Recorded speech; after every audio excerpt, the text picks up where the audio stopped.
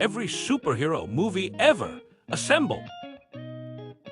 Next up, we get superhero movie number 188, the second to worst superhero movie ever. Now, I know what you're going to say. Josh, Starry Bandit. Is this just going to be a Robert Rodriguez Bash Fest?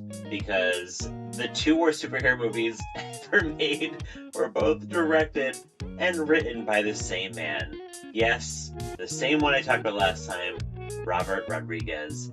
The movie number 188 on my every superhero movie ever list is We Can Be Heroes from 2020. Now, what would you say if I told you there was a movie starring Pedro Pascal, Boyd Holbrook, Christian Slater, Priyanka Chopra Jones, Shooter McGavin, yes, that's his legal name, and Little Princess Leia? You'd be like, what? I need to watch this movie. And then I would tell you, it's We Can Be Heroes from 2020.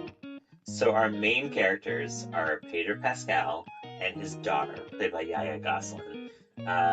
He's vowed to not put on the suit anymore and not be a superhero, and his daughter's like holding him to it. Single dad.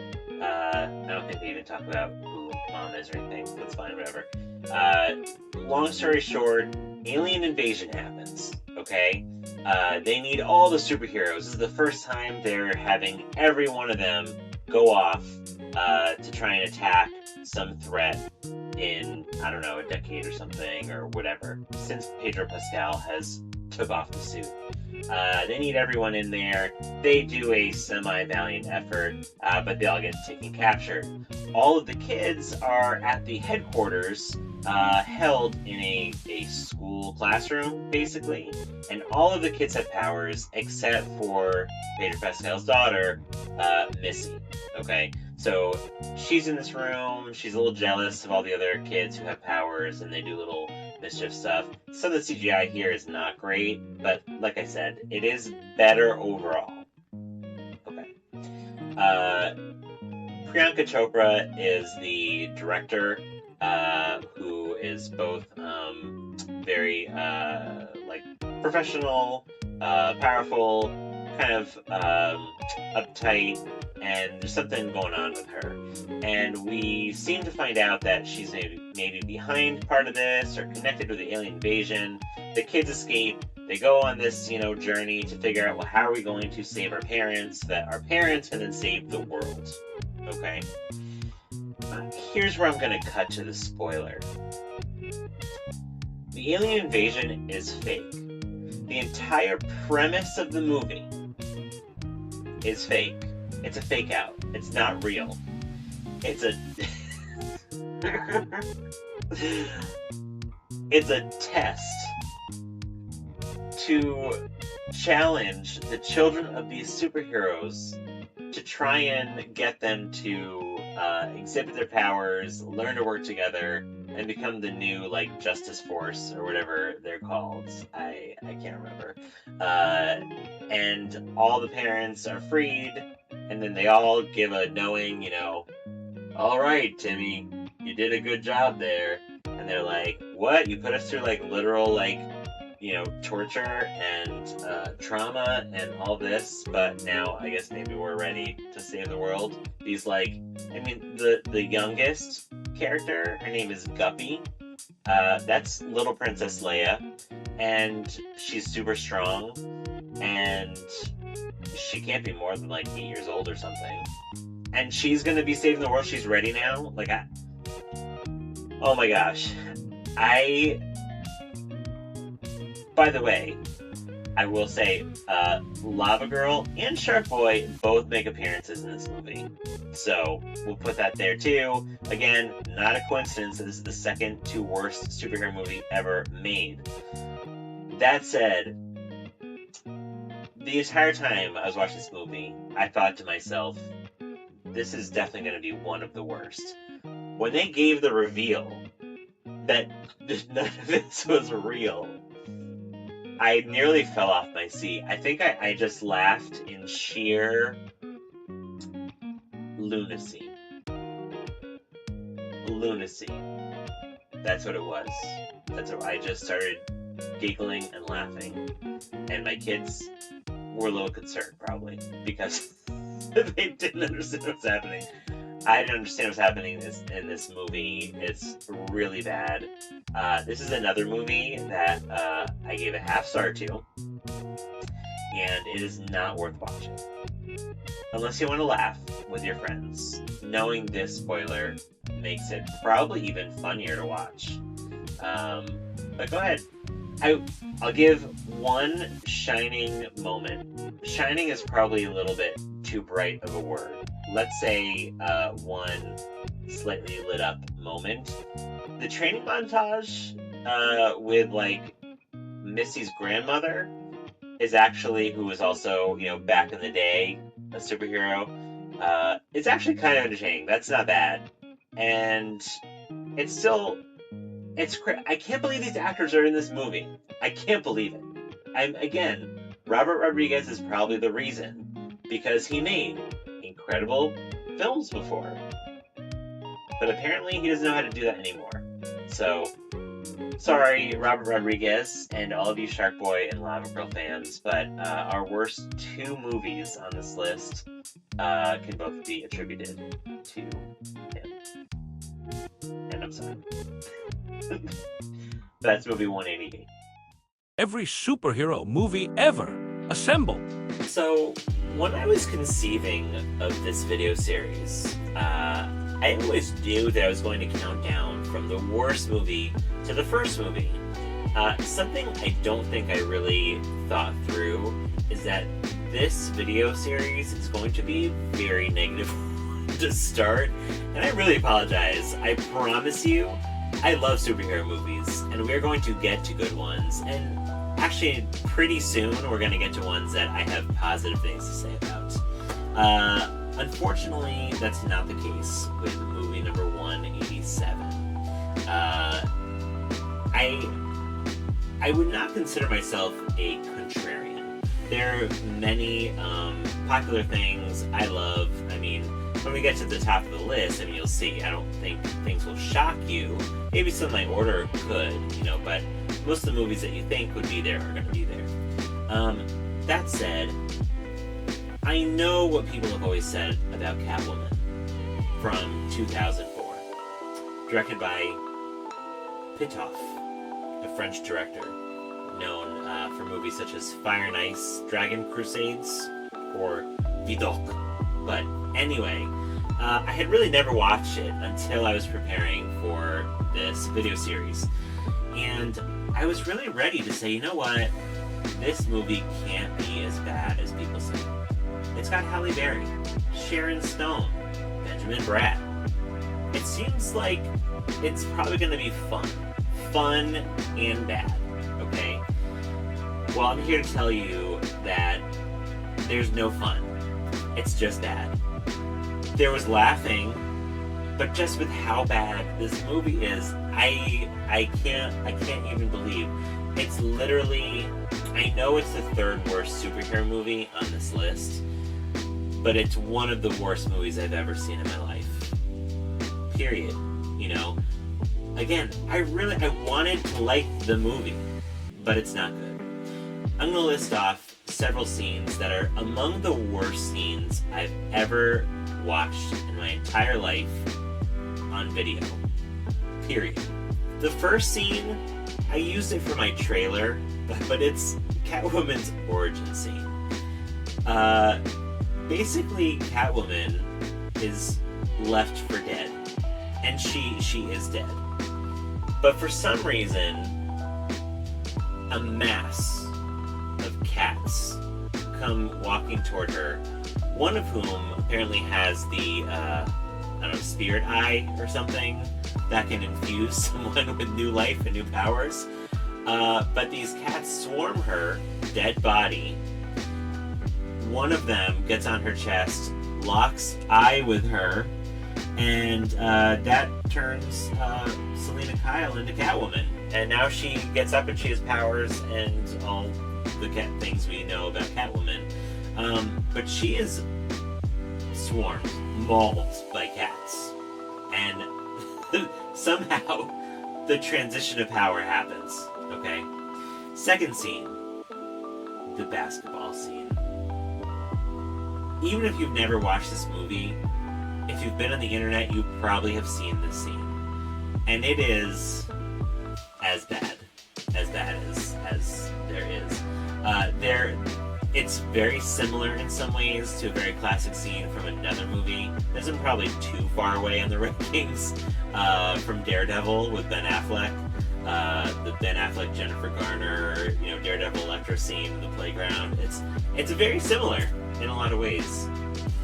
In this scene, we see Benjamin Bratt face off against Catwoman. Now, this is not the only time on this list we're going to even see Benjamin Bratt play pickup basketball in a superhero movie.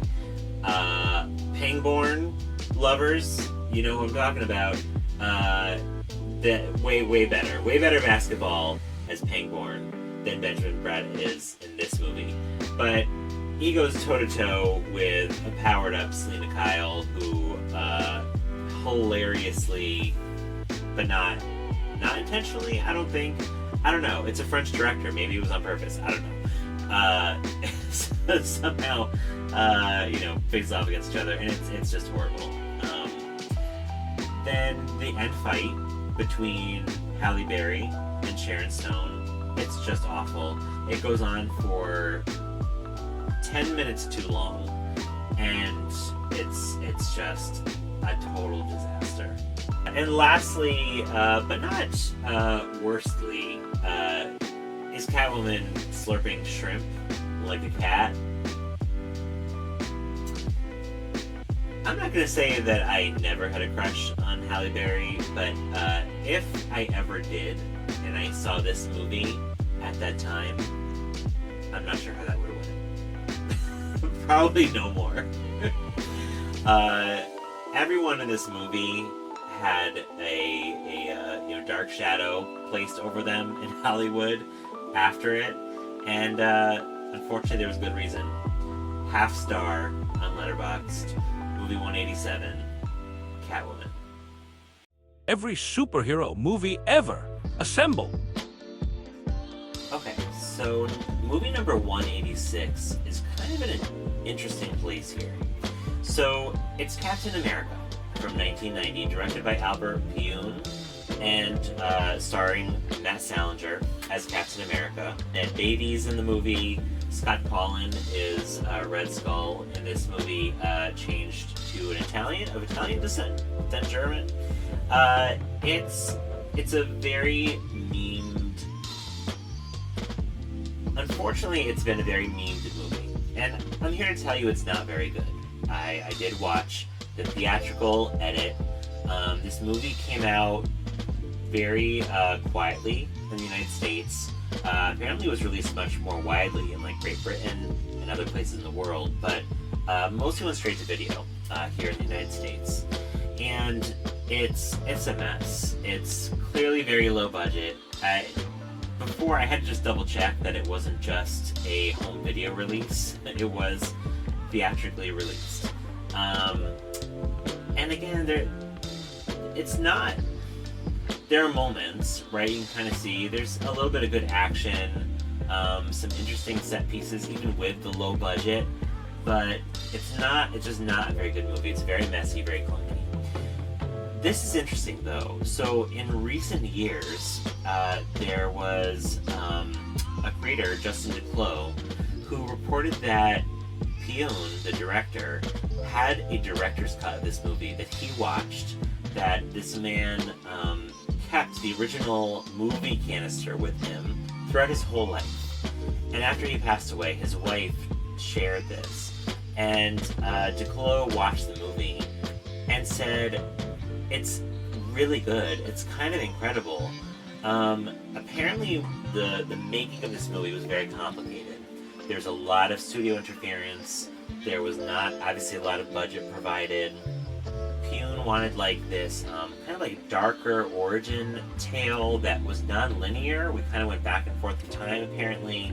And the studio didn't want that. Just wanted clear, linear, this is what people want. But it seems like maybe they wanted to bury the movie or something, I don't know. And I will say I did not watch the director's cut. In part because really the only way to do that is recently it's been made available from a private person who makes probably bootleg movies, but it has the ability, you can buy this director's cut now if you want to. And you know what? Maybe at some point before the end of this list, maybe I'll see what I can do about that. Physical media is a passion of mine, which I'll probably talk about at other points during this video series. So I am really interested to watch this other cut. So it's not a good movie, like I said, but I do kind of want to give it a fair shake, you know? I don't want to say it's just trash. It's very campy, but not fun. It's not fun. It's not a good movie. But like I said, who knows? This other cut could be very different. So I put a little asterisk on this one. Listen, this list is the movies that we saw. There's only one very, very public and available director's cut for a movie that will be on this list at some point. That is there instead of the original theatrical release. So I can only watch the movies that are available to me and put out, and then this is ranking those. So again, it does deserve the 186 ranking in this list, but again, little asterisk that who knows, director's cut could be a lot higher. Every superhero movie ever. Assemble. So movie 185 follows along with the studio complication kind of theme from Captain America. So Fantastic Four 1994 is movie 185 on the Every Superhero Movie Ever list. This movie was not released in theaters. So during the intro, when I talked about every movie being a theatrical release, this is maybe the only one. Well, there are some streamers, right? But this was maybe the exception to the rule about movies that had to play in theaters. Now, this movie was created really in part so that the movie rights were not lost. That's the reason. Technically, this movie was made and never released. Eventually, it came out through bootleg copies, and that's how people ended up seeing it. Now, you can go find it. I think I may have even watched it on YouTube. But this is a Roger Corman movie. You know, Roger Corman's not nobody. He's got a pretty large-size fixture in Hollywood history. You know, Roger Corman is really the king of B movies. He kind of created the genre, really. But many very famous, very talented creators went through the Roger Corman system. Let me give you a small list of the people who worked for Roger Corman. Francis Ford Coppola, Martin Scorsese, Robert De Niro, James Cameron, have you heard of him? Jack Nicholson, Ron Howard, Peter Fonda, Dennis Hopper, Jonathan Demme. Okay, now you put all the movies for those men together. I mean, those are some of the greatest movies literally ever made. And many of them credit a lot of, maybe not all they know, but credit a lot to their development to Roger Corman. And he helped make this Fantastic Four movie. He's not the associate director. That credit goes to Ole Sessom. You don't know him from much. He directed a lot of TV episodes. I saw Xena Warrior Princess on the list. But anyway, so this was not exactly a heralded movie coming out. Now, this was not the last 90 to 95 Marvel movie we're going to see here. But definitely cheesy, really even lower budget than Captain America.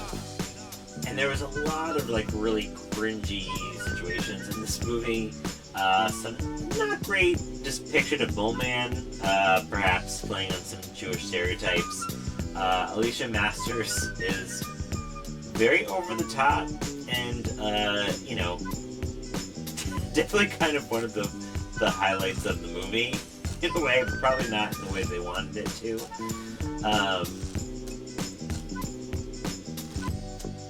And really just, the acting is terrible, the writing is terrible, but again, this movie wasn't made to be successful. In a way, I'm sure they really just, they wanted to sweep this under the rug, and that's what they did. It just so happened it got out eventually, but it's really not, it's not a great movie.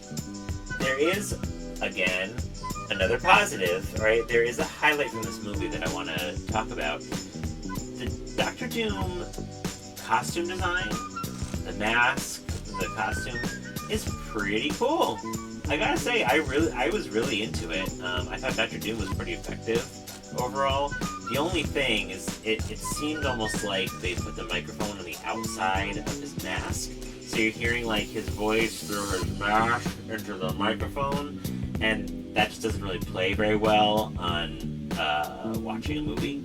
So that was unfortunately kind of limited the power of his voice.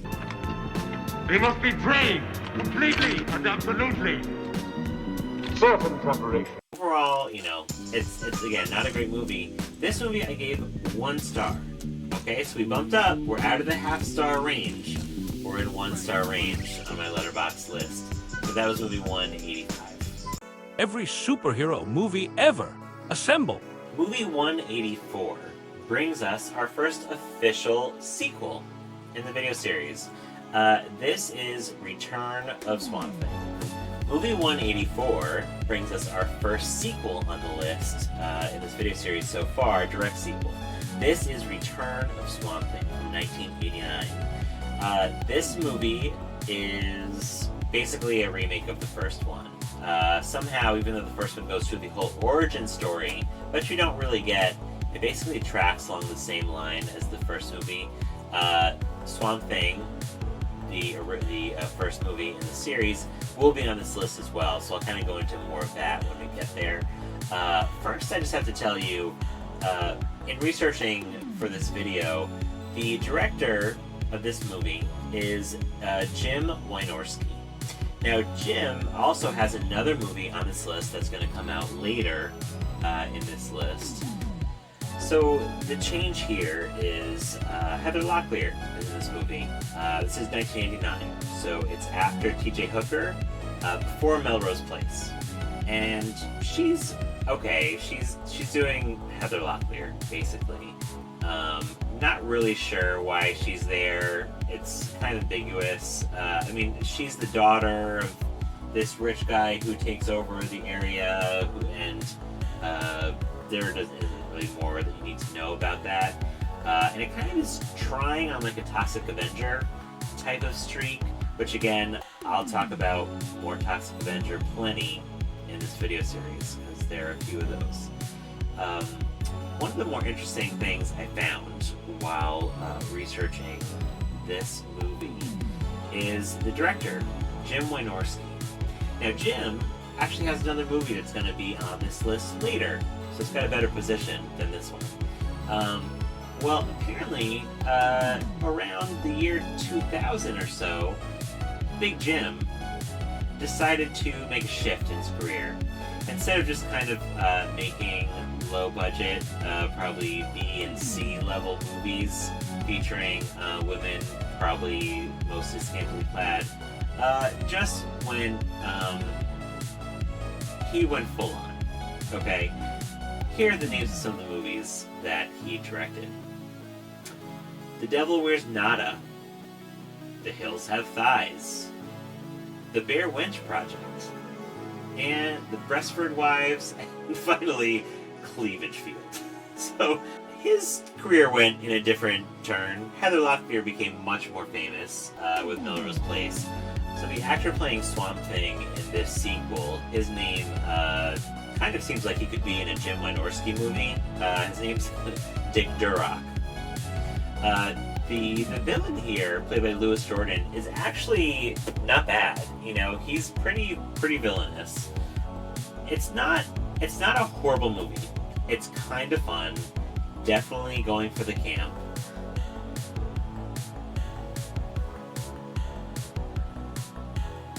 They're definitely going for camp here, trying to be a little bit more provocative than the first movie, but it just is, it feels pretty tame and doesn't really go there like some other movies on this list.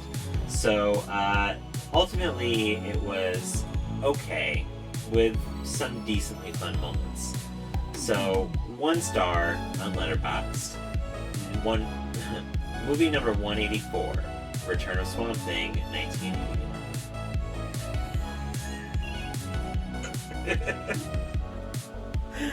Oh my gosh.